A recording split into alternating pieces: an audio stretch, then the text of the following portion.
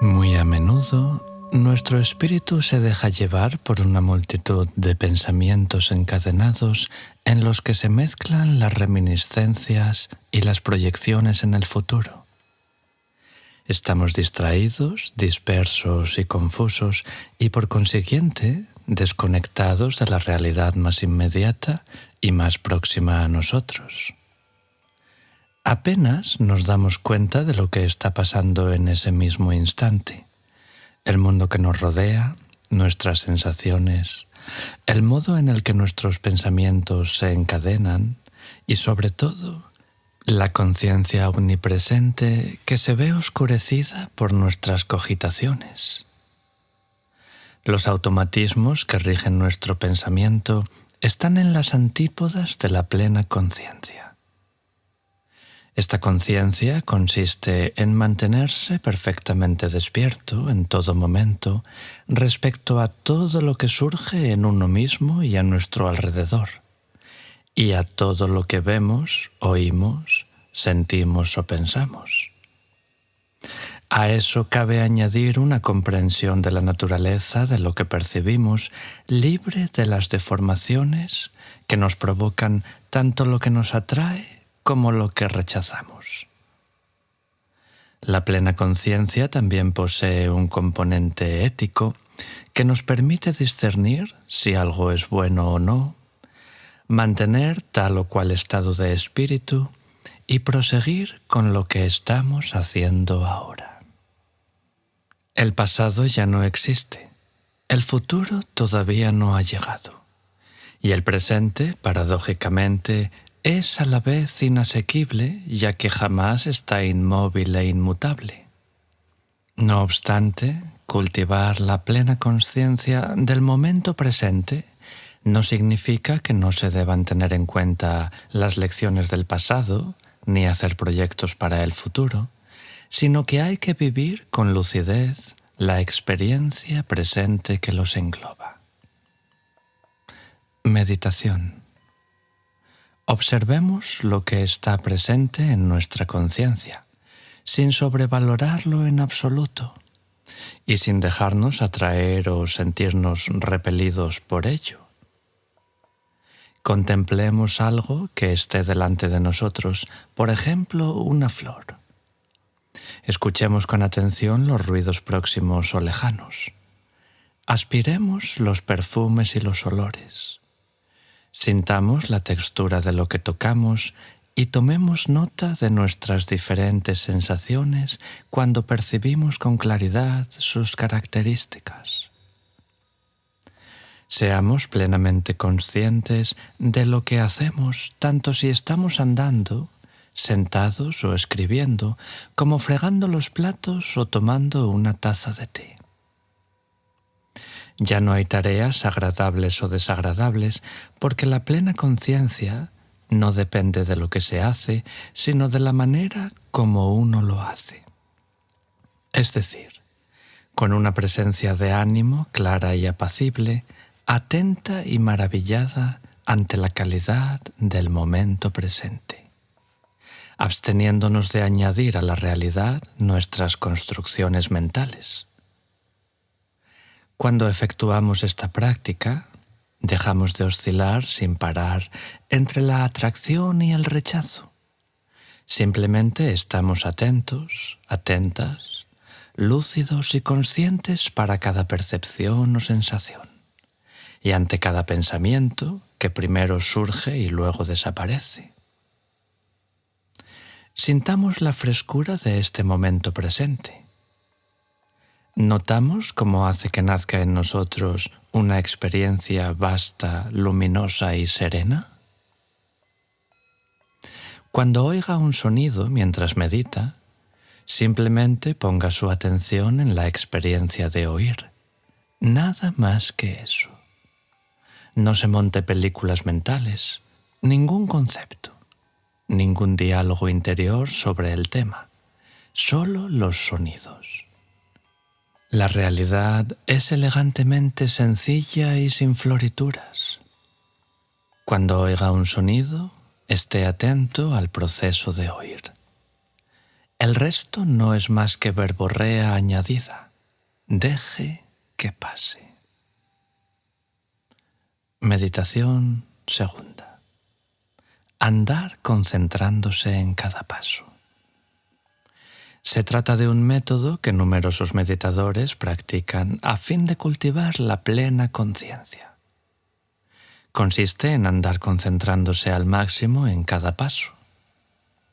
Hay que andar bastante despacio para que podamos ser plenamente conscientes de nuestros menores movimientos, pero no hasta el punto de perder el equilibrio.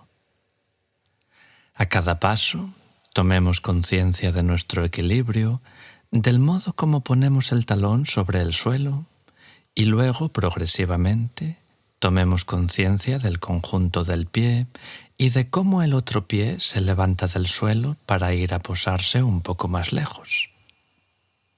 Dirijamos nuestra mirada hacia abajo, unos pasos por delante de nosotros, y hagamos que el hecho de andar pase a ser nuestro principal objeto de concentración.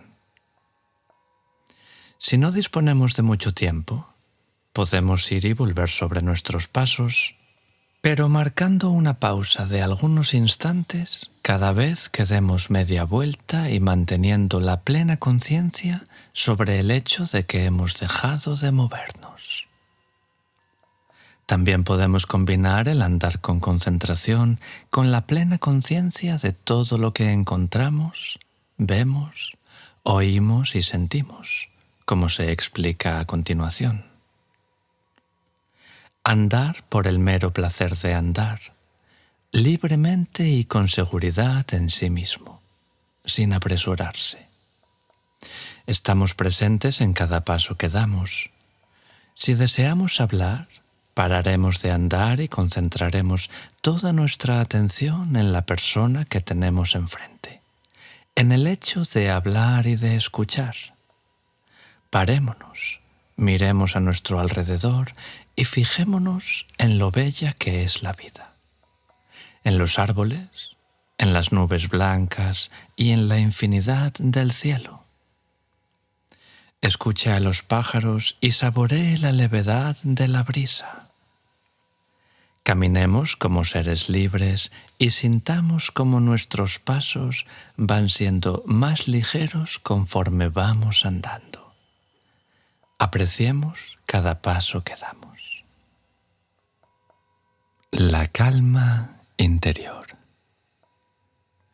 La meditación tiene por objeto liberar al espíritu de la ignorancia y del sufrimiento, pero ¿cómo conseguirlo? Una vez más, cabe decir que para lograrlo, no basta tan solo con desearlo, sino que hay que aplicar un método sistemático que permita al espíritu despojarse de los velos que lo oscurecen. Y como el propio espíritu es el que debe encargarse de esta tarea, antes que nada tenemos que asegurarnos de que es capaz de hacerlo.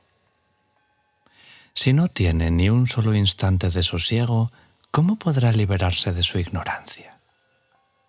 El espíritu se parece a un mono que se haya atado por infinidad de ligaduras y que no deja de saltar en todas direcciones intentando desatarse. Se mueve tanto que no deja que nadie, incluido él mismo, pueda deshacer un solo nudo.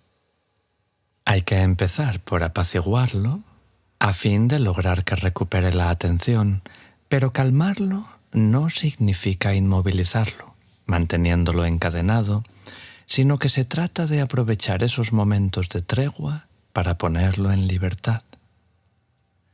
También nosotros utilizaremos la serenidad que reina en nuestro espíritu cuando está tranquilo, atento, claro y moldeable para liberarlo de las ataduras provocadas por los pensamientos erráticos, las emociones conflictivas y la confusión. Los automatismos que afectan al pensamiento, producto de nuestras tendencias y costumbres, así como la distracción y las elucubraciones conceptuales que deforman la realidad, son otros tantos obstáculos para la consecución de este fin. En consecuencia, tenemos que poner remedio a estas condiciones desfavorables. Pero dominar el espíritu no significa imponerle nuevas trabas, ya que con ello lo único que conseguiríamos sería coaccionarlo y aumentar su tensión. Bien al contrario, supone liberarlo de la influencia de los condicionamientos mentales y los conflictos interiores que los pensamientos y las emociones se encargan de alimentar. Por consiguiente, para reconocer la verdadera naturaleza del espíritu, hay que despojarse de los velos engendrados por los pensamientos automáticos. Pero, ¿cómo conseguirlo? Supongamos que hemos arrojado una llave al fondo de un estanque. Si cogemos un palo y removemos el limo, solo conseguiremos que el agua se vuelva completamente opaca y no tendremos ninguna posibilidad de encontrar la llave. Primero tenemos que dejar que el agua se clarifique hasta que se vuelva límpida, y así será más fácil ver la llave y pescarla. Y lo mismo sucede con el espíritu.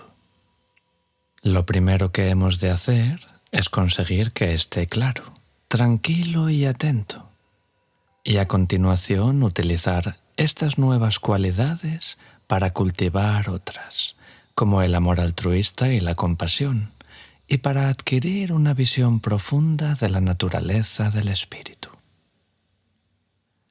Para lograr este fin, todas las escuelas del budismo enseñan dos tipos de meditaciones, fundamentales y complementarias al mismo tiempo.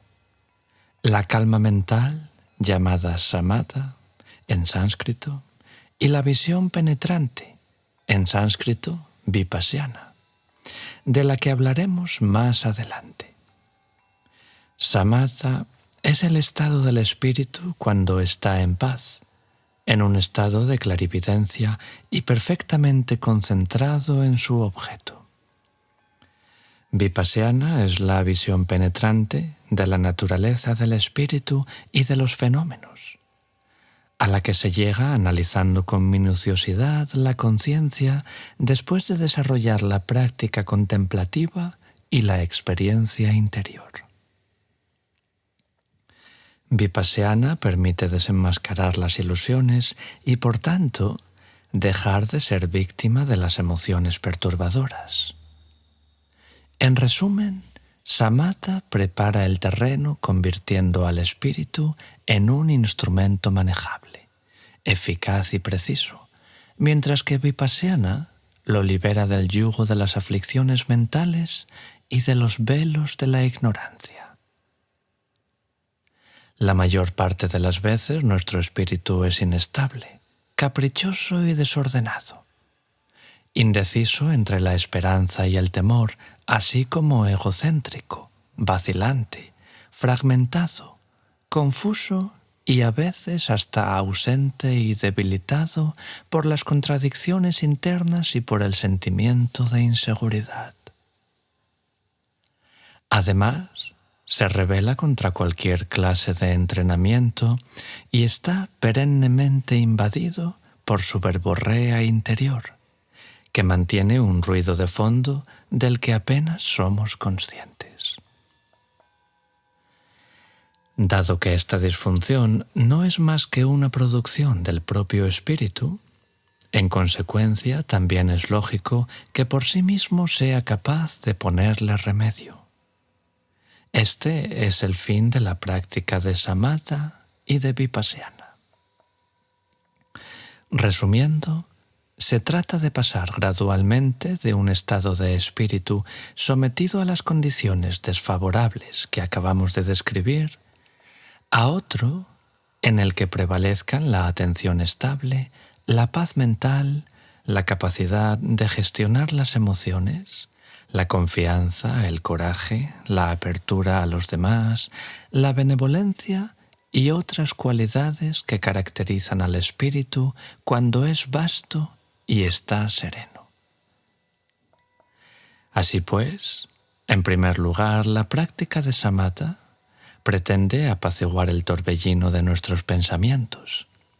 Y para lograrlo, aguzaremos nuestro poder de concentración, tomando como punto de apoyo algo a lo que rara vez prestamos atención: el vaivén de nuestra respiración. En condiciones normales, a menos que nos hayamos quedado sin aliento como consecuencia de un esfuerzo, de contener nuestra respiración o de respirar profundamente para llenarnos los pulmones de aire puro, apenas somos conscientes de nuestra respiración. Sin embargo, respirar es casi sinónimo de vivir. Y dado que respiramos continuamente, concentrémonos a partir de este acto y de este modo dispondremos de un instrumento precioso porque siempre está disponible. Además, nos servirá de punto de referencia para medir nuestra distracción o nuestra concentración. Esta práctica contiene 3 etapas indispensables. 1. Focalizar la atención hacia un objeto previamente elegido, en este caso la respiración. 2. Mantener la atención sobre dicho objeto. Y 3. Ser plenamente conscientes de lo que lo caracteriza. Meditación sobre el vaivén de la respiración. Sentémonos procurando estar cómodos y, si es posible, adoptando la postura de los 7 puntos ya descrita, o por lo menos manteniéndonos bien erguidos en una postura físicamente equilibrada. Ahora la plena conciencia consiste en que no dejemos de estar atentos a cómo respiramos sin olvidarnos de ello y sin permitir que nada nos distraiga. Respiremos con calma y con naturalidad.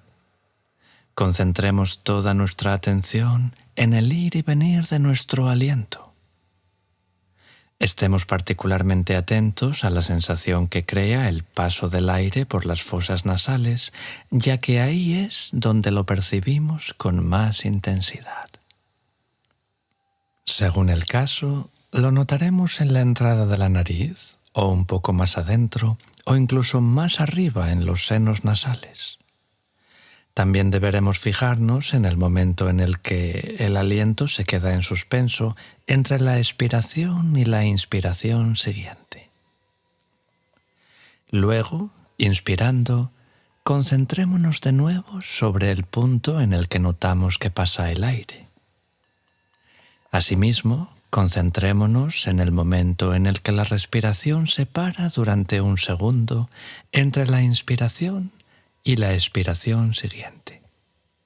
Concentrémonos del mismo modo en el ciclo siguiente, y así sucesivamente, respiración tras respiración, sin tensiones, pero sin relajarnos tanto que caigamos en un estado de torpeza.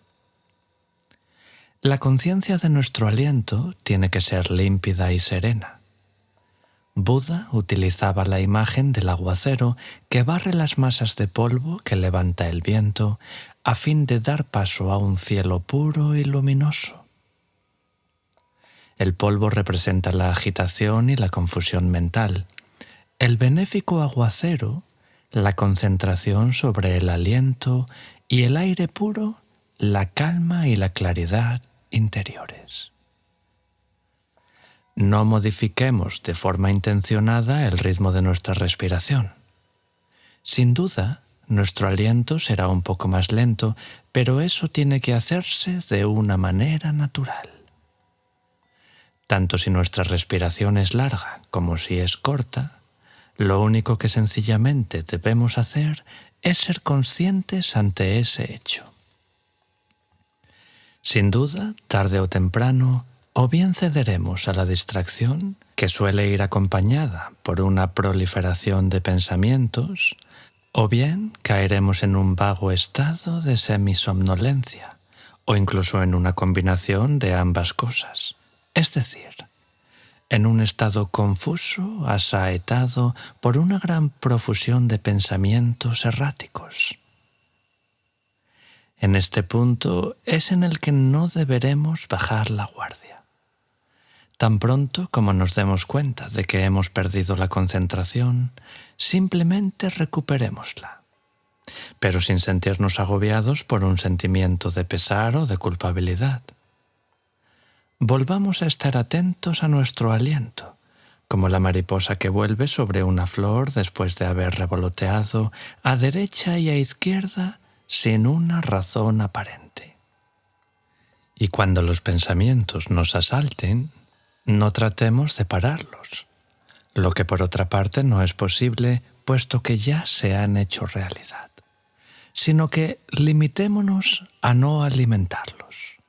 Dejemos que atraviesen el campo de nuestra conciencia como el ave pasa por el cielo sin dejar rastro. A veces, durante algunos instantes, también podemos escoger la propia distracción como objeto de concentración. Luego, tan pronto como nuestro espíritu esté otra vez atento, volveremos a dirigir nuestra atención hacia la respiración. Si nos sobrevienen otras sensaciones físicas, por ejemplo, un dolor causado por el hecho de haber estado demasiado tiempo sentados en la misma postura, no nos irritemos ni dejemos que ese dolor nos abata. Incluyámoslo en la plena conciencia y luego sigamos observando nuestro aliento. Pero si el dolor se agudiza hasta el punto de llegar a perturbar la meditación, es preferible relajarse un momento o hasta poner en práctica durante un rato el andar concentrándose en cada paso para luego seguir meditando sobre nuestra respiración con un espíritu bien dispuesto y una concentración más viva. Variación número 1. Un método para reavivar la concentración cuando pierde fuerza consiste en contar las respiraciones. Por ejemplo, podemos contar mentalmente 1 al final de un ciclo completo de respiración, es decir, de inspiración y expiración. Luego 2 al final del ciclo siguiente y así sucesivamente hasta 10. Y entonces empezar de nuevo partiendo otra vez de 1. Este modo de proceder nos ayudará a mantener la atención. Si lo preferimos, también podemos contar 1 al final de la inspiración y 2 al final de la expiración. Este método y los siguientes pueden aplicarse de vez en cuando dependiendo de nuestras necesidades, pero no es necesario contar las respiraciones a lo largo de toda la meditación. Variación número 2. Otro modo de proceder consiste en repetir mentalmente y con bastante rapidez 1, 1, 1, 1, 1, 1 mientras inspiramos y luego 2, 2, 2, 2, 2, 2 durante la expiración. Para el ciclo siguiente contaremos 3, 3, 3, 3, 3 al inspirar y 4, 4, 4, 4, 4, 4 al expirar. De este modo proseguiremos hasta 10 y luego empezaremos otra vez un nuevo ciclo. También podemos contar rápidamente del 1 al 10 durante la inspiración y hacer lo mismo al expirar. Existen otras diferentes maneras de contar. Todas ellas tienen por objeto refrescar nuestra concentración cuando corremos peligro de dejarnos llevar por la somnolencia o la distracción. Variación número 3. En lugar de observar el aliento en sí, también podemos concentrarnos en los movimientos de vaivén del abdomen o de los pulmones que acompañan a la respiración. Variación número 4. Asimismo, podemos asociar una frase sencilla con el ir y venir de nuestro aliento. Por ejemplo, al expirar podemos decirnos mentalmente: todos los seres pueden ser felices. Y al inspirar, que todos sus sufrimientos desaparezcan. Variación número 5. Los que practican la recitación de mantras pueden combinar la recitación silenciosa con la atención al aliento. Si se toma como ejemplo el mantra Om Mani Padme Hum, que es el del Buda de la compasión, Avalokitesvara, recitaremos Om al inspirar, Mani Padme al expirar y Hum entre ambas funciones. Variación número 6. Normalmente no debemos influir en el vaivén del aliento ni intentar retrasar el intervalo que media entre la inspiración y la expiración. Pero en esta variación nos concentramos durante unos instantes sobre el punto de suspensión del aliento, es decir, el momento en el que el soplo se desvanece al final de la respiración. También es el punto en el que los pensamientos discursivos se ven suspendidos temporalmente.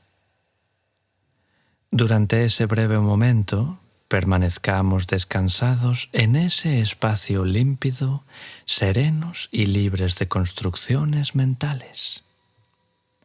Sin que ello suponga conceptualizar esta experiencia, reconozcamos que representa un aspecto fundamental de nuestro espíritu que siempre está presente detrás de la cortina de los pensamientos.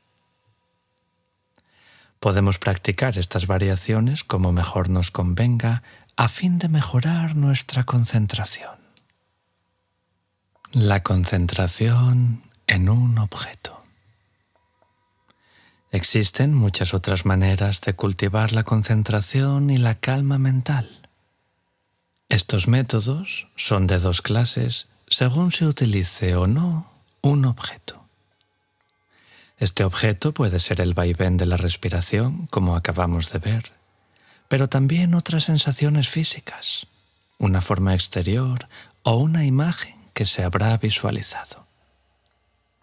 Podemos escoger un objeto exterior completamente corriente, una piedra, una flor o la llama de una vela, por ejemplo.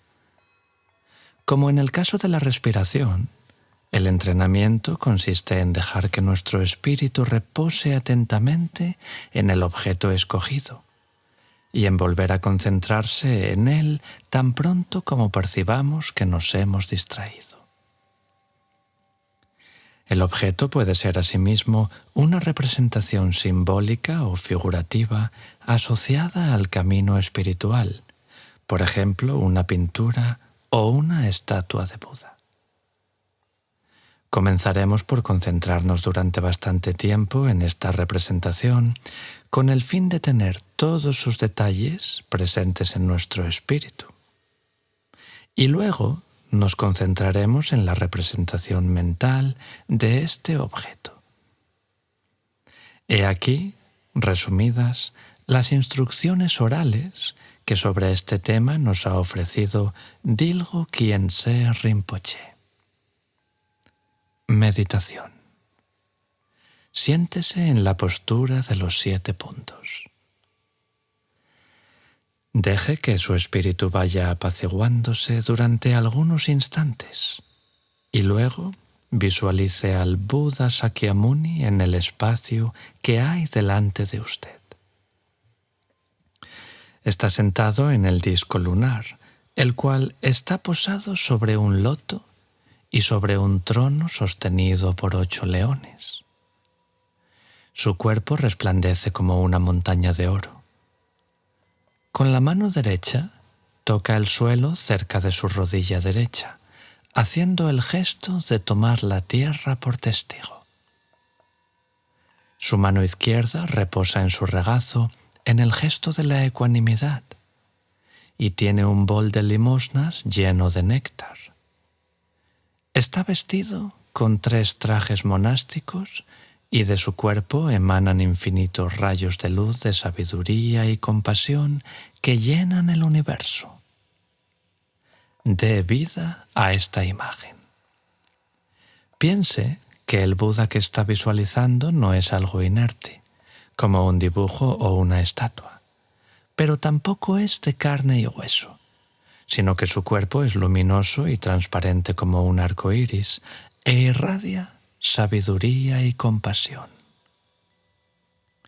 Concéntrese completamente en esta visualización y procure que cada detalle sea lo más nítido posible.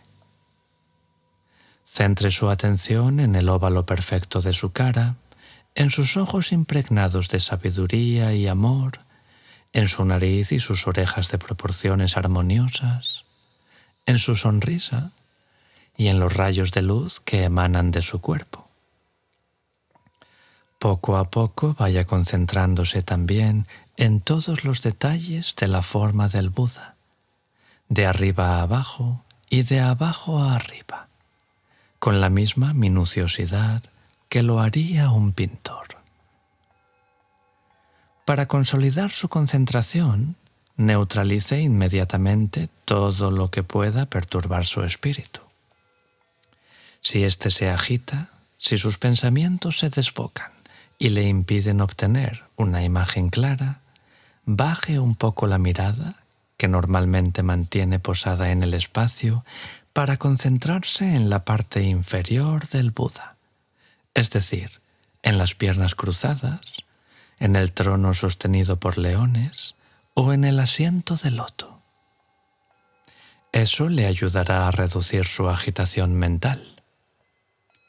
Si su espíritu empieza a volverse torpe, a relajarse o a dejarse ganar por la indiferencia, levante la mirada y concéntrese en la parte superior de la visualización, o sea, en la cara del Buda, en sus ojos y en el punto que tiene entre las cejas. Si su visualización no es clara, trate de conseguir por todos los medios que se vuelva más fina y más precisa. Y si ya es clara, concéntrese en ella de una manera natural, sin tensiones. Cuando su espíritu se vuelva estable y apacible, examínelo. Comprenda que la imagen que está visualizando no es la del Buda en sí mismo, sino una proyección de su espíritu cuyo fin es cultivar la concentración. Y aunque dicho espíritu tenga la facultad de concentrarse en un objeto, si usted intenta verlo tal como éste es en sí mismo, no conseguirá descubrirlo en absoluto. Es imposible localizar el espíritu, identificar sus contornos, su color, su forma, de dónde viene, ni ver dónde está y a dónde va. Es decir, usted nunca podrá encontrarlo. El espíritu no es una entidad autónoma que pueda ser identificada como tal, y lo mismo ocurre con el cuerpo. Lo que llamamos cuerpo, entre comillas, tan solo es un ensamblaje de elementos. A una gran cantidad de grano le damos el apelativo de montón. A las briznas de paja atadas juntas las llamamos haces. Y a una gran cantidad de gente, muchedumbre. Pero estas denominaciones no se refieren a ninguna entidad que existe en sí y por sí misma. Asimismo, si usted piensa en ese ensamblaje llamado cuerpo y le separa la piel, la carne, la médula, los huesos y los diferentes órganos, no quedará nada que pueda identificar como tal cuerpo. En realidad, todos los fenómenos del universo aparecen en su infinita variedad como el resultado de un concurso temporal de causas y condiciones específicas. Y creemos que estos fenómenos existen realmente porque no los examinamos con bastante cuidado. Sin embargo, en realidad, se hallan privados de toda existencia intrínseca. En cuanto vea con claridad que su cuerpo, el Buda de su visualización y todos los demás fenómenos son la manifestación del espíritu y que por naturaleza éste no es una entidad dotada de existencia propia, sino un flujo dinámico de experiencias, manténgase simplemente en el estado natural del espíritu desprovisto de todo artificio. Cuando se vea invadido por los pensamientos, tome conciencia de ellos, pero sin obstaculizarlos ni alentarlos. Eso es lo que se denomina visión profunda. Es esencial unir la calma mental, samatha, y la visión profunda, vipassana. La concentración sin un objeto. A primera vista, puede parecer que la meditación informal y sin un objeto debe ser más fácil que la meditación que se lleva a cabo con un objeto. De hecho, es más difícil mantener el espíritu claro y concentrado en sí mismo, en un estado de plena conciencia, que concentrarse en algo, por la sencilla razón de que resulta difícil no pensar en nada.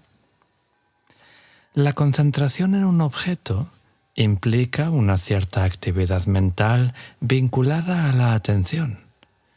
Y aunque mantener esta concentración sea difícil, siempre será más fácil que llevar al espíritu a un estado de perfecta simplicidad, exento de cualquier clase de construcción mental.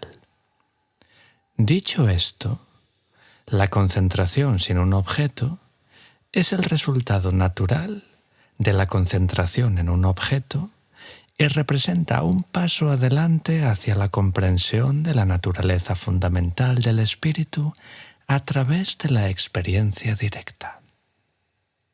Meditación.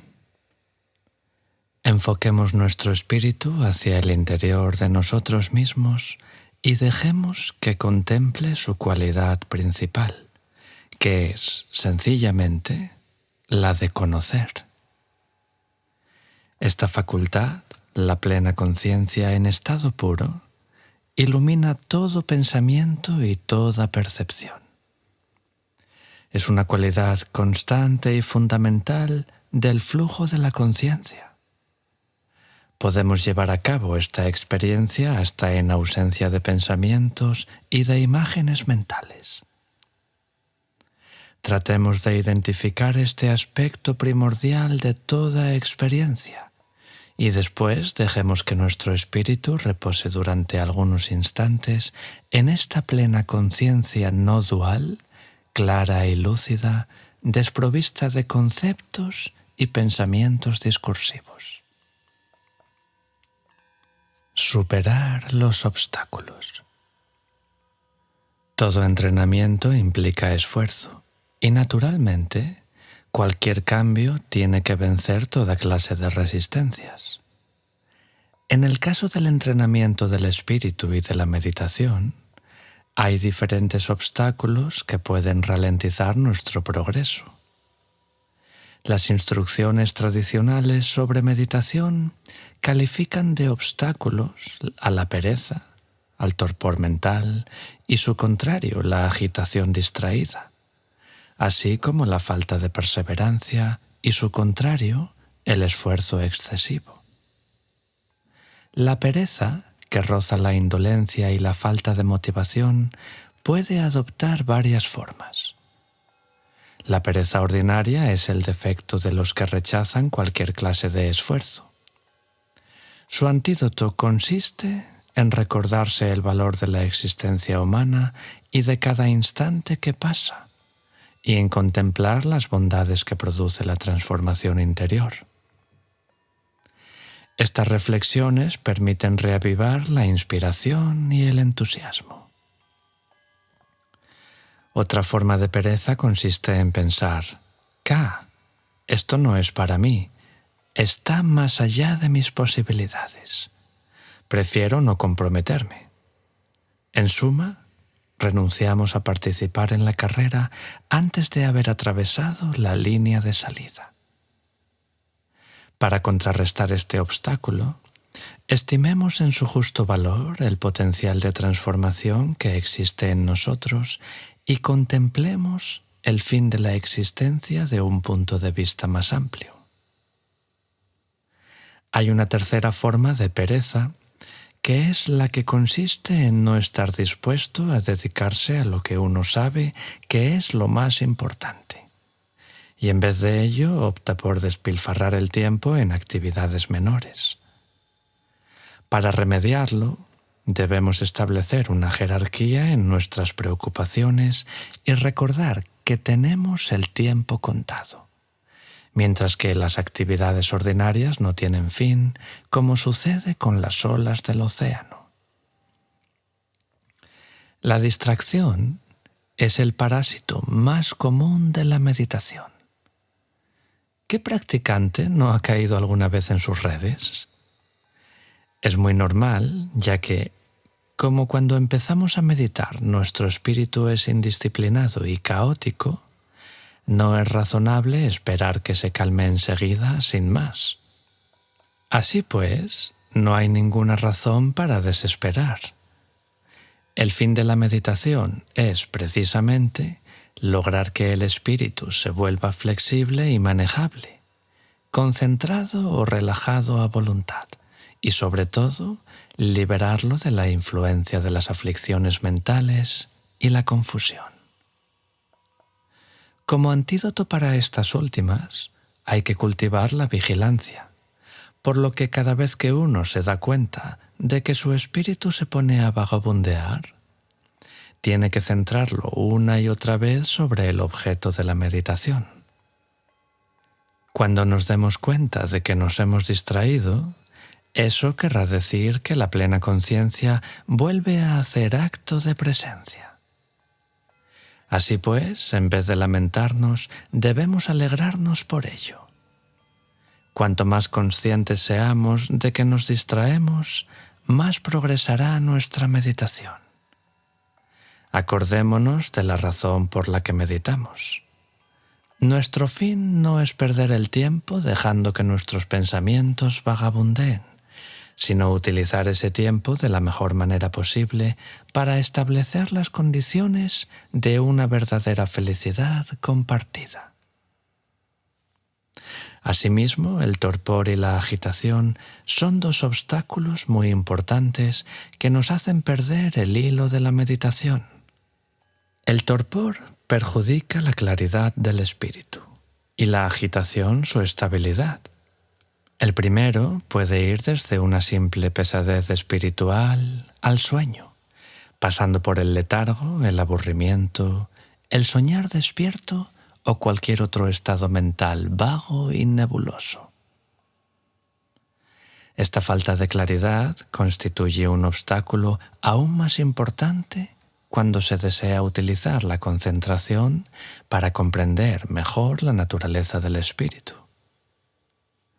Tal como dice Bokar Rinpoche, un maestro contemporáneo de la meditación, cuando a plena luz del día contemplamos el mar a través del agua clara, vemos las piedras y las algas del fondo.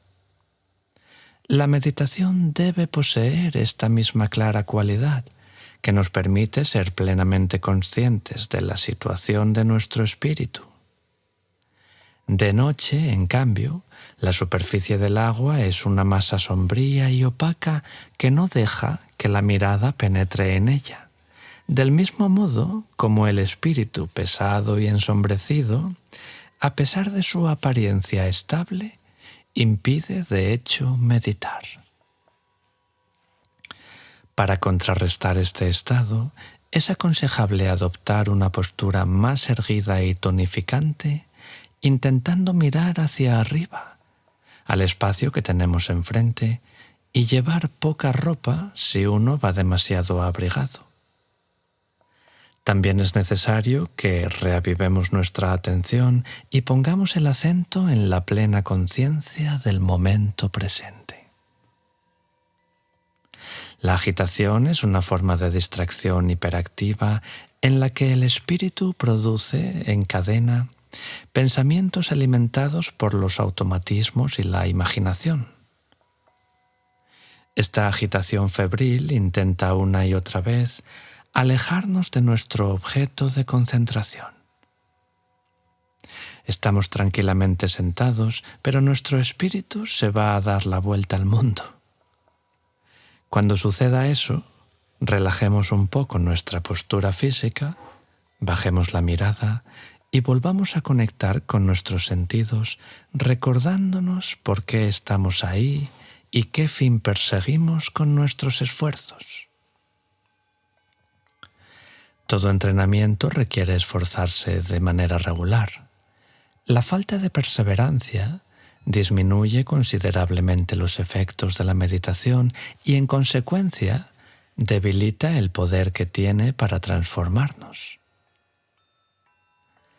Un gran esfuerzo realizado de vez en cuando no tiene el mismo efecto benéfico que un esfuerzo menos espectacular pero continuado. No conseguirá transformar el espíritu de un modo profundo y duradero. Una vez más, hay que remediar esta debilidad reflexionando sobre el valor del tiempo que pasa, sobre lo incierto de la duración de nuestra vida y sobre los beneficios del entrenamiento que nos hemos comprometido a llevar a cabo. También podemos caer momentáneamente en el exceso contrario, es decir, en un esfuerzo excesivo si dedicamos más tiempo del necesario a poner remedio a nuestra indolencia. Al final, la tensión que ello nos producirá acabará perjudicando nuestra meditación. Así pues, hay que equilibrar los esfuerzos, o dicho de otro modo, encontrar el justo punto medio entre la tensión y la relajación, tal como Buda se lo había aconsejado al tañedor de vina del que ya hemos hablado, y dejar de aplicar un antídoto cuando ya no es necesario, dejando que el espíritu repose tranquilamente en su estado natural. El esfuerzo excesivo también puede ser resultado de la impaciencia o la exaltación, dos estados que no llevan a ninguna parte. Si para subir una alta montaña empezamos a hacerlo corriendo, deberemos pararnos enseguida porque nuestros pulmones arderán. Y del mismo modo, si tensamos demasiado un arco, éste se romperá, y si ponemos el fuego demasiado fuerte para cocinar un plato, éste se quemará en vez de cocerse a fuego lento. Exigir un resultado inmediato indica un ánimo caprichoso o perezoso. El Dalai Lama dice con humor: en Occidente a veces la gente tiene demasiada prisa. Les gustaría alcanzar el despertar rápida y fácilmente y, si es posible, gastando poco. Del mismo modo que para cultivar una cosecha hace falta paciencia, no sirve de nada meter prisa a las plantas para conseguir que crezcan más rápido. Para la práctica de la meditación es indispensable la constancia. Los textos de meditación enseñan 9 métodos para cultivar la atención, lograr la ecuanimidad del espíritu y hacer que sea más estable. Recordamos que en este caso la plena conciencia consiste en mantenerse siempre atento al objeto de concentración que se ha escogido. 1. Concentrar el espíritu, aunque al principio solo sea brevemente, sobre un objeto, siguiendo las instrucciones y evitando dejarse llevar por imágenes o pensamientos discursivos. 2. Posar el espíritu continuamente sobre ese objeto durante un periodo de tiempo cada vez más largo, sin caer en la distracción. Para conseguirlo, hace falta recordar de una manera muy clara las enseñanzas sobre el modo de mantener el espíritu concentrado en lo que se utiliza como soporte, guardarlas en la memoria y ponerlas en práctica con cuidado. Si ponemos en práctica estas instrucciones con atención, podremos identificar la distracción sobre la marcha. 3. Posar el espíritu de modo repetido, verificando a intervalos regulares si sigue estando concentrado en su objeto y volviéndolo a llevar rápidamente hasta este último cada vez que nos demos cuenta de que la distracción lo ha apartado de él.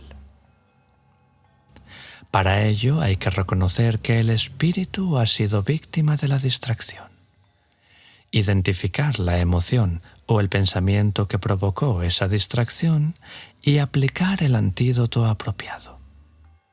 Poco a poco se irá siendo capaz de mantener el espíritu tranquilo y estable durante periodos de tiempo más largos, conservando una concentración más clara. 4. Posar el espíritu con cuidado. Cuanto más firme y concentrado esté, mejor dispuestos a meditar nos hallaremos. Y aunque la atención todavía no sea perfecta, al menos lograremos no perder de vista por completo el soporte de la meditación y podremos liberarnos de las formas más perturbadoras de agitación mental. 5. Dominar el espíritu. Cuando la concentración consigue estabilizarse, algunas veces puede correr el peligro de transformarse en una especie de sutil entorpecimiento. Cuando nos pase eso, lo mejor será reavivar la agudeza y la claridad de la presencia despierta y recuperar la inspiración y el entusiasmo, considerando los beneficios de la concentración perfecta, samadhi. 6. Pacificar el espíritu. De tanto reavivar la agudeza, puede suceder que favorezca el nacimiento de una sutil agitación mental que toma la forma de una breve y discreta conversación que se mantiene en segundo plano de la atención. El hecho de que entonces nos paremos a considerar los escollos referidos tanto a la agitación como a la distracción nos permitirá calmar el espíritu y conseguir que se vuelva claro y límpido a imagen y semejanza de un sonido puro emitido por un instrumento de música bien afinado. 7. Pacificar completamente el espíritu, poniendo en práctica la atención constante y entusiasta a fin de despojarnos de todos nuestros apegos en las experiencias de meditación. Estas pueden adoptar diversos aspectos como por ejemplo la felicidad, la claridad o la ausencia de pensamientos discursivos y manifestarse también por medio de movimientos espontáneos de alegría o de tristeza, de confianza inquebrantable o de miedo, de exaltación o de aliento, de certeza o de duda, de renuncia a las cosas de este mundo o de pasión, de devoción intensa o de visiones negativas. Todas estas experiencias pueden sobrevenir sin una razón aparente y son la señal de que en nuestro espíritu se están produciendo profundos cambios. Pero no hay que identificarse con esas experiencias ni conceder más importancia de la que tienen a los paisajes que vemos pasar desde la ventanilla de un tren.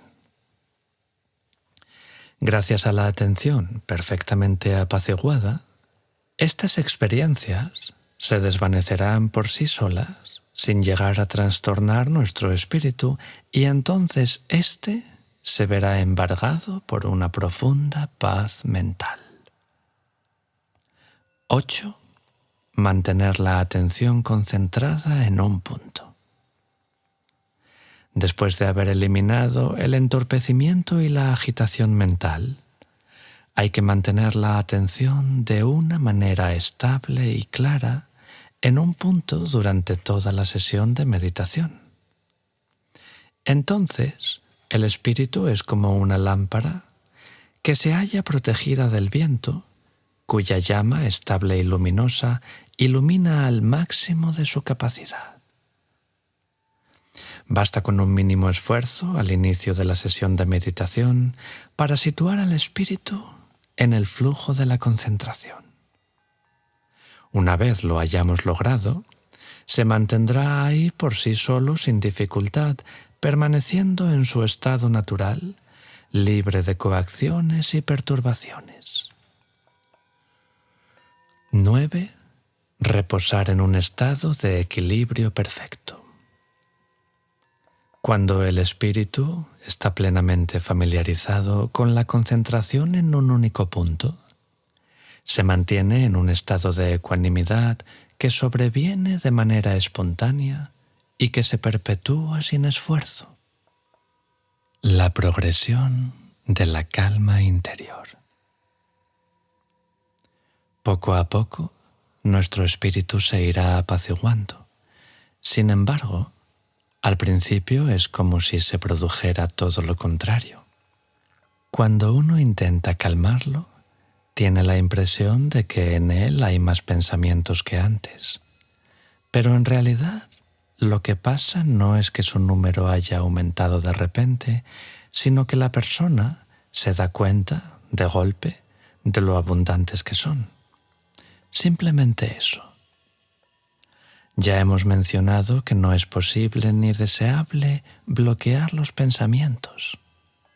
En cambio, lo que sí es importante es controlar el proceso si deseamos eliminar las causas del sufrimiento, así como favorecer el desarrollo de la auténtica felicidad.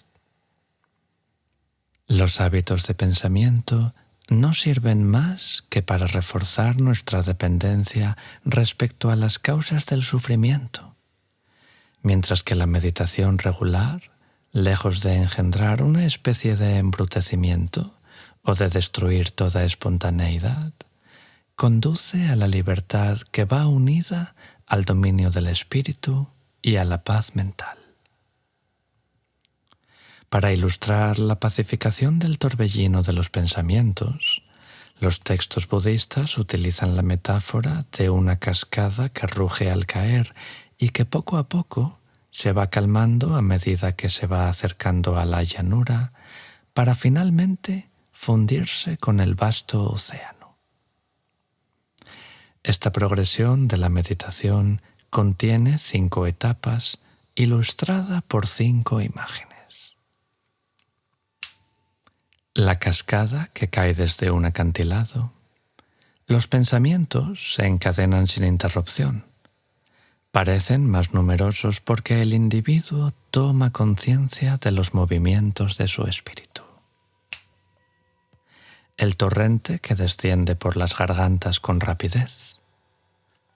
El espíritu pasa, alternadamente, por periodos de reposo y de actividad.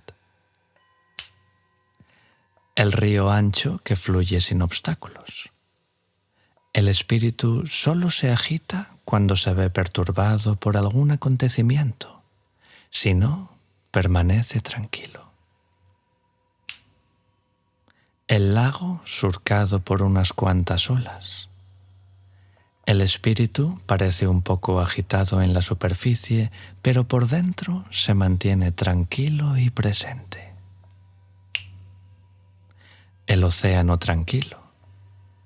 La concentración inquebrantable y sin esfuerzo ya no tiene necesidad de recurrir a antídotos contra los pensamientos erráticos. Esta progresión no se alcanza en un día, ni tan solo en unas pocas semanas. Pero tarde o temprano llegará un momento en el que nos daremos cuenta de que hemos progresado de verdad. Si aceptamos de buen grado que hace falta tiempo y perseverancia para dominar un arte, un deporte, una lengua o cualquier otra disciplina, ¿a santo de qué no puede suceder lo mismo con el entrenamiento del espíritu? La aventura merece la pena. No se trata de adquirir una aptitud ordinaria, sino un dominio y una manera de ser que determinarán la calidad de toda nuestra vida. Al principio, nada llega. En medio, nada perdura. Al final, nada se va. Milarepa. Meditaciones sobre el amor altruista. Todos nosotros hemos vivido en diversos grados la experiencia de un amor profundo y altruista, de una gran benevolencia y de una compasión intensa hacia los que sufren. Algunos seres son más altruistas que otros por naturaleza y a veces hasta se convierten en héroes.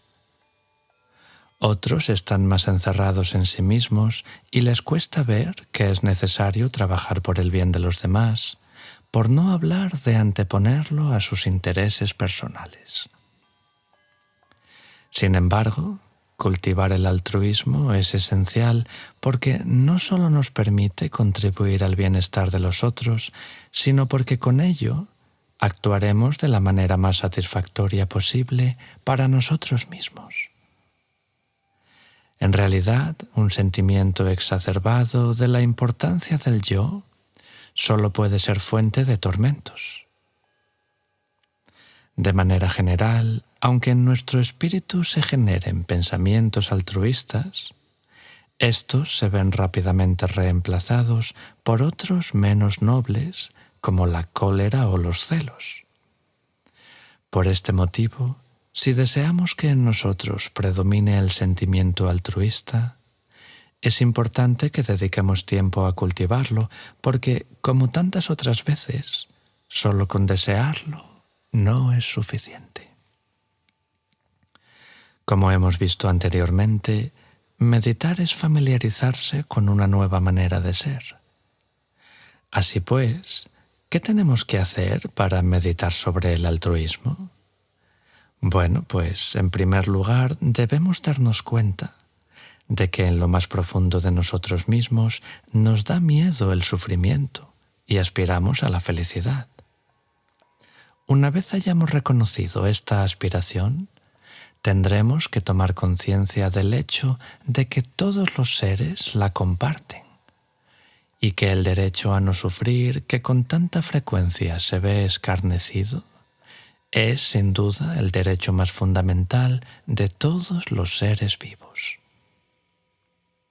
Por último, tenemos que comprender que se puede poner remedio a todo ese sufrimiento. Es posible sentir de un modo más positivo los dolores físicos a los que todos nosotros estamos destinados a enfrentarnos, de manera que nos provoquen menos sufrimientos morales, los cuales podremos ir eliminando poco a poco.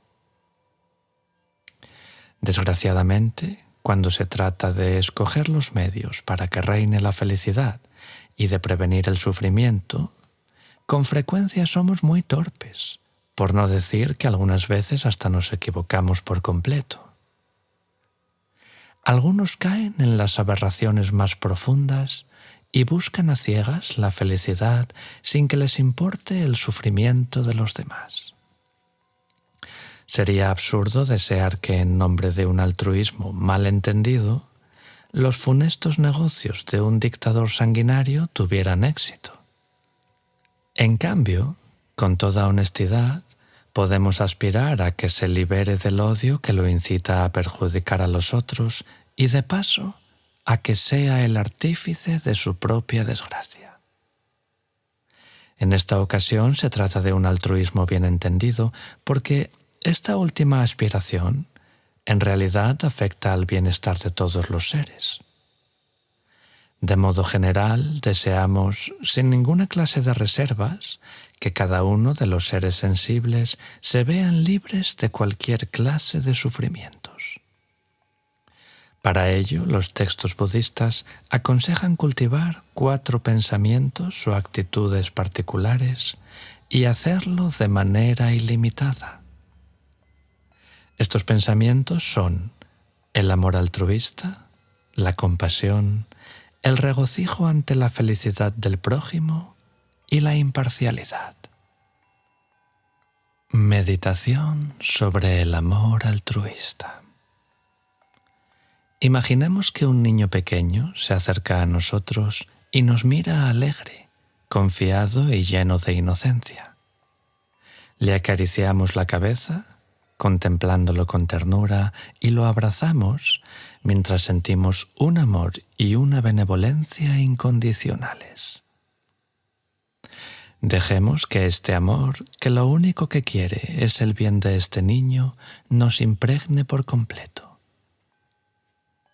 Permanezcamos algunos instantes en la plena conciencia de ese amor sin pensar en ninguna otra cosa. También podemos elegir a cualquier otra persona que nos inspire una gran ternura y un profundo reconocimiento, a nuestra madre, por ejemplo. Deseemos de todo corazón que encuentre la felicidad y las causas de la felicidad.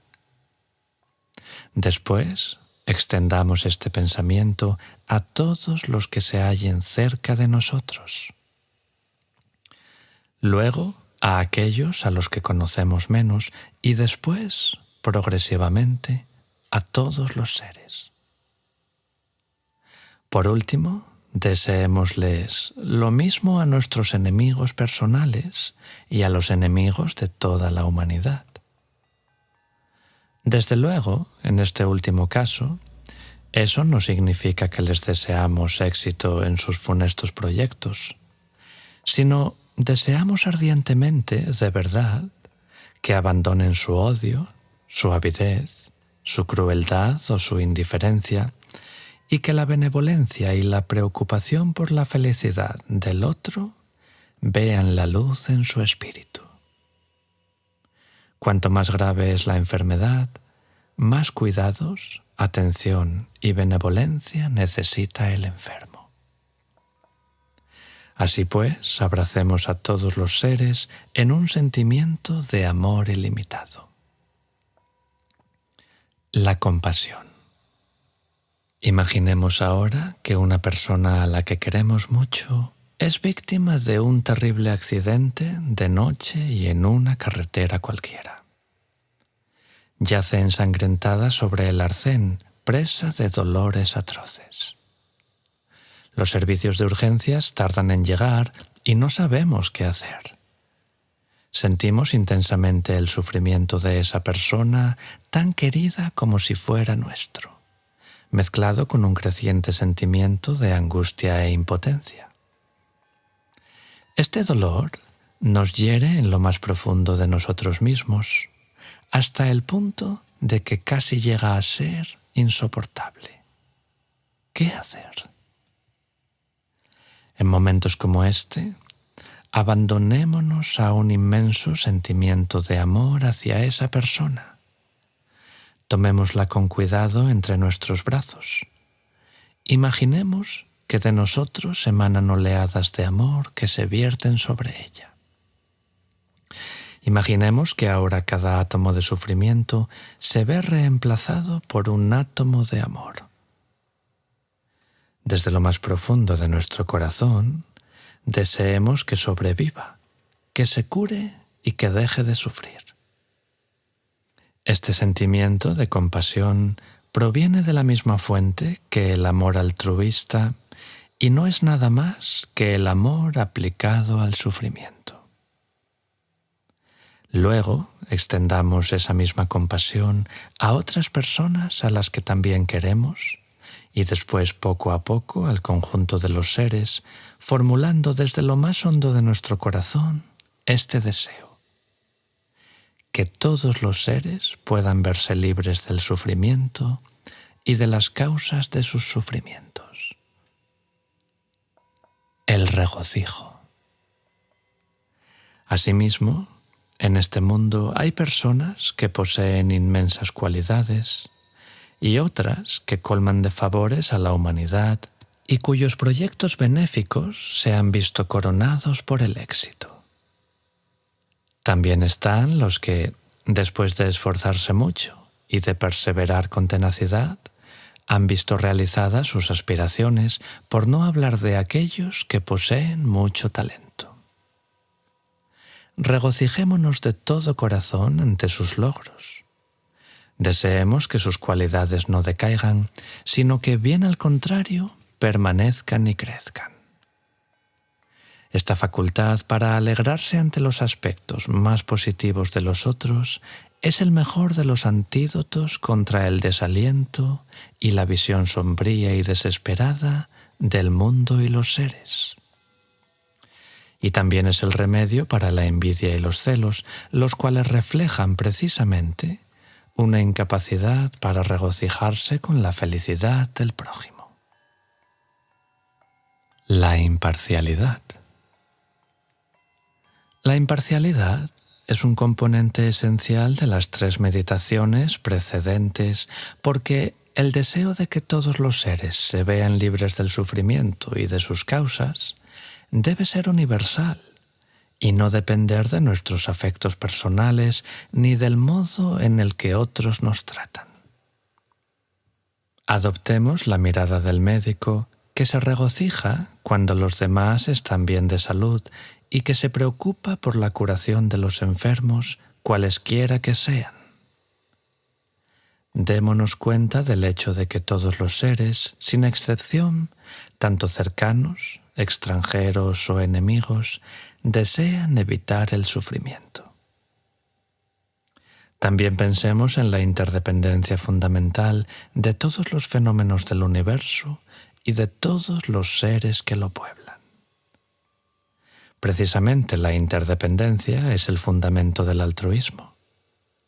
A imagen del sol, que brilla de igual manera, tanto sobre los buenos como sobre los malos, y tanto sobre un bello paisaje como sobre una montaña de basura, hagamos todo lo posible para que el amor altruista, la compasión y la alegría que cultivamos en las 3 meditaciones precedentes se extiendan a todos los seres sin distinción. Recordemos una vez más que respecto a nuestros adversarios y los enemigos de la humanidad, no se trata de alentar ni de tolerar pasivamente su actitud y sus actos dañinos, sino de considerarlos como seres que están muy enfermos o hasta locos. Y con la misma benevolencia que experimentamos hacia nuestros allegados, deseemos que la ignorancia y los sentimientos perniciosos que los dominan desaparezcan de sus conciencias. ¿Cómo combinar estas 4 meditaciones? Comencemos por el amor altruista, es decir, el ardiente deseo de que los seres encuentren la felicidad y las causas de esa felicidad. Si al cabo de un cierto tiempo ese amor deriva hacia el afecto egocéntrico, pasemos a la meditación sobre la imparcialidad, con el fin de extender nuestro amor y nuestra compasión por igual a todos los seres, allegados, desconocidos o enemigos. Si vemos que nuestra imparcialidad corre el peligro de transformarse en indiferencia, será el momento de pensar en los que sufren y de propiciar el nacimiento de una intensa compasión, deseando con fervor aliviar a esos seres de todos sus sufrimientos. No obstante, puede suceder que a fuerza de considerar continuamente los dolores del otro, nos veamos invadidos por un sentimiento de impotencia y agobio, e incluso de desesperación hasta el punto de sentirnos desbordados por la inmensidad de la tarea y de desanimarnos. En este caso, nos irá bien meditar sobre la alegría que sentimos ante la felicidad del prójimo, pensando en todos aquellos que poseen grandes cualidades humanas, en aquellos cuyas aspiraciones altruistas se ven coronadas por el éxito, y en aquellos cuya existencia es en verdad satisfactoria, y entonces regocijémonos plenamente. Si esta alegría tiene trazas de convertirse en euforia ciega y en distracción, pasemos de nuevo al amor altruista, etcétera, etcétera. De este modo, procuremos desarrollar de forma sucesiva estos 4 pensamientos, evitando caer en las posibles desviaciones de uno o de otro. Al fin de nuestra meditación, contemplemos durante unos instantes la interdependencia que existe en todas las cosas. Comprendamos que lo mismo que a las aves les hacen falta 2 alas para volar, nosotros debemos desarrollar simultáneamente la sabiduría y la compasión. La sabiduría corresponde aquí a una mejor comprensión de la realidad y la compasión al deseo de que los seres se vean libres de las causas del sufrimiento. El amor altruista es el sentimiento espontáneo de vivir conectado a todos los demás seres. Lo que usted siente, también lo siento yo, y lo que yo siento, usted también. No hay diferencias entre nosotros. Cuando comencé a practicar la meditación de la compasión, observé que mi sensación de aislamiento comenzaba a atenuarse, al tiempo que iba notando una creciente impresión de fuerza. Donde antes solo veía problemas, empecé a ver soluciones. Aunque aún pensaba que mi felicidad era más importante que la de los demás, iba empezando a percibir el bienestar de los otros como la base de mi paz interior. Continuamente pongo en práctica la siguiente experiencia interior. Los vínculos que existen entre el comportamiento de los demás y el amor que sentimos hacia ellos no son en absoluto causales. El amor al prójimo es como una plegaria elemental que nos ayuda a vivir. Ojalá pueda ser el protector de aquellos que no tienen quien los proteja y el guía de todos los que están de camino. La balsa, el puente y la barca de todos los que desean cruzar a la otra orilla. Ojalá pueda ser una isla para quienes están buscando una isla, una lámpara para los que desean una lámpara, que pueda ser un hogar para quienes quieran un hogar y un sirviente para los que desean un sirviente. Ojalá pueda ser una joya mágica, la jarra maravillosa, la fórmula de ciencia y la panacea, el árbol que colma todos los deseos y la vaca de ubres inagotables.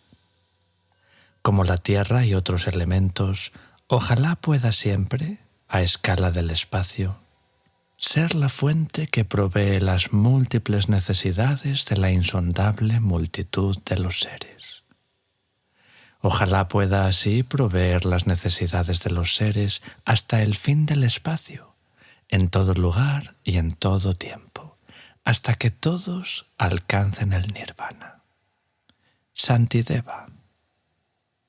Mientras el espacio dure y mientras haya seres, ojalá yo también pueda permanecer para aliviar el sufrimiento del mundo. Shantideva. Un intercambio sublime. A veces, un profundo sufrimiento puede despertar nuestro espíritu y nuestro corazón y abrirlos a los demás. Para que esta apertura se convierta en un estado permanente, existe una práctica especial que consiste en cambiar mentalmente, mediante la respiración, el sufrimiento del otro por nuestra felicidad, y en desear que nuestro sufrimiento sustituya el de los demás. Es posible que pensemos que ya tenemos bastantes problemas y que hacer aún más pesado nuestro fardo, cargando con el sufrimiento de los demás, sea pedirnos demasiado. Pero sin embargo, se produce justamente lo contrario. La experiencia muestra que cuando asumimos, transformamos y disolvemos mentalmente el sufrimiento de los otros por medio de la compasión, eso no solo no aumenta nuestro propio sufrimiento, sino que por el contrario contribuye a disiparlo. Eso es así porque el amor altruista y la compasión son los antídotos más poderosos para nuestros propios tormentos. En consecuencia, aquí todo el mundo sale ganando. Mientras que la contemplación egocéntrica de nuestros propios dolores, reforzada por la sempiterna cantinela del yo que resuena en nosotros, socava nuestro valor y solo sirve para aumentar nuestro desamparo. En cambio, una vez libres de la coraza del egocentrismo, la contemplación altruista del sufrimiento del prójimo hace que nuestro valor se decuplique. Esta práctica del intercambio es un medio especialmente eficaz para desarrollar el altruismo y la compasión a través de la meditación. Cuando nos enfrentemos al sufrimiento de los demás, tenderemos a comportarnos compasivamente y a ayudarlos de una manera natural. Meditación. Empecemos por sentir un amor fuerte y altruista hacia una persona que se ha portado muy bien con nosotros, por ejemplo, hacia nuestra madre. Reflexionemos sobre su bondad. Nos dio la vida después de haber vivido las dificultades del embarazo y los dolores del parto. A medida que fuimos creciendo, nos cuidó sin regatear ningún esfuerzo y anteponiendo nuestra felicidad a la suya propia, siempre dispuesta a sacrificarlo todo por nosotros. Para conseguir que en nosotros nazca una compasión muy poderosa, imaginemos que nuestra madre es presa de intensos sufrimientos, que pasa grandes privaciones, que se está muriendo de hambre y de sed, o que seres malvados la maltratan. También podemos imaginar otras situaciones dolorosas a las que ella o cualquier otra persona que habremos escogido como objeto de meditación, un niño, un buen amigo o un animal al que queremos mucho, se ve obligada a enfrentarse. Mientras nos hallemos invadidos por un sentimiento de empatía muy doloroso y casi intolerable respecto al sufrimiento de ese ser, dejemos que en nosotros surja un poderoso sentimiento de compasión. Después, cuando la compasión haya invadido todo nuestro espíritu, extendámosla a todos los seres pensando que ellos también tienen derecho al mismo amor. También podemos pensar, por ejemplo, en una cierva perseguida por los cazadores y su jauría de perros. Acorralada y presa del pánico, salta desde un acantilado y se rompe los huesos. Los cazadores la encuentran moribunda y la rematan con sus cuchillos. Dejemos que en nuestro espíritu se perfilen toda clase de sufrimientos con precisión gráfica. Pensemos en las personas ancianas, en el dolor de quienes estén enfermos y en los pobres que apenas tienen para sobrevivir. Pensemos en aquellos que se ven privados de todo, y también en los que son víctimas de su propio espíritu y sufren hasta llegar a volverse locos la angustia que les provocan sus deseos o su odio. Asimismo, en este amor y esta compasión, no debemos olvidarnos de incluir a todos aquellos a los que vemos como enemigos y a quienes provocan toda clase de disturbios. Visualicemos a todos los seres reunidos en una inmensa multitud y recordemos que, al igual que nosotros, ellos también han sufrido en repetidas ocasiones en el ciclo infinito de las existencias. Cuando nos sintamos embargados por un intenso sentimiento de compasión, podremos empezar la llamada práctica del intercambio. Consideremos que al expirar, además de nuestro aliento, a los que sufren les enviamos toda nuestra felicidad, nuestra vitalidad, nuestra buena fortuna, nuestra salud, etc. Todo esto en forma de un néctar blanco, refrescante y luminoso. Deseemos que reciban estas bondades sin reservas de ninguna clase y consideremos que el néctar colma todas sus necesidades. Si su vida corre peligro, imaginemos que se ve prolongada. Si son pobres, que obtienen todo lo que les hace falta. Si están enfermos, que se curan, y si son desgraciados, que encuentran la felicidad. Al inspirar, Pensemos en que estamos absorbiendo, como si fuera una masa negruzca, todas las enfermedades, todos los trastornos físicos y mentales y las emociones perturbadoras de esos seres, y que este cambio los alivia de sus tormentos. Pensemos que sus sufrimientos se vuelven hacia nosotros como una bruma llevada por el viento. Cuando hayamos absorbido, transformado y eliminado todos sus males, sintamos una gran alegría que juntaremos con la experiencia de la falta de apego. Repitamos esta práctica infinidad de veces, hasta que se convierta en una segunda naturaleza. Nunca debemos estimar que ya hemos hecho bastante por los que sufren. Podemos aplicar este método en cualquier momento y en toda circunstancia, y especialmente cuando nosotros mismos estamos sufriendo. En este último caso, el hecho de asociar el altruismo y la compasión con nuestros propios dolores actúa como un bálsamo tranquilizador y nos abre a los demás en lugar de encerrarnos todavía más en el egocentrismo. Podemos hacer este ejercicio fuera de las sesiones de meditación o integrarlo en nuestra práctica meditativa y aplicarlo a todas las actividades de la vida cotidiana. A continuación, terminamos presentando dos variaciones. La primera, al expirar, pensemos que nuestro corazón es una esfera brillante y luminosa de la que emanan rayos de luz blanca que llevan nuestra felicidad a todos los seres y en todas direcciones.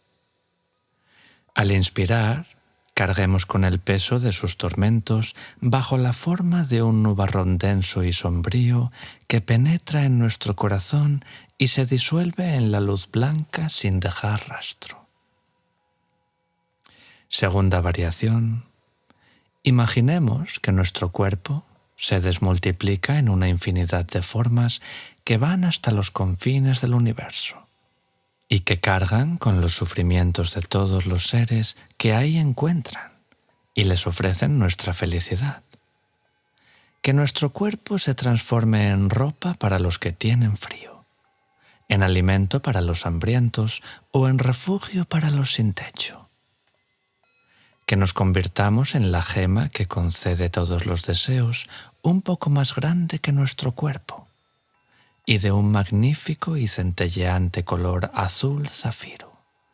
Una gema que atiende de un modo natural a las necesidades de todos aquellos que le dirigen una oración. Esta práctica permite asociar nuestra respiración con el desarrollo de la compasión. Al ser muy simple, puede utilizarse en cada momento de la vida cotidiana, cuando estamos sentados en un tren, esperando en una cola o en un atasco, o cuando gozamos de un momento de reposo en nuestras actividades diarias. Si te gusta lo que escuchas, considera suscribirte al canal y darle a me gusta para ayudarnos a seguir compartiendo contenido.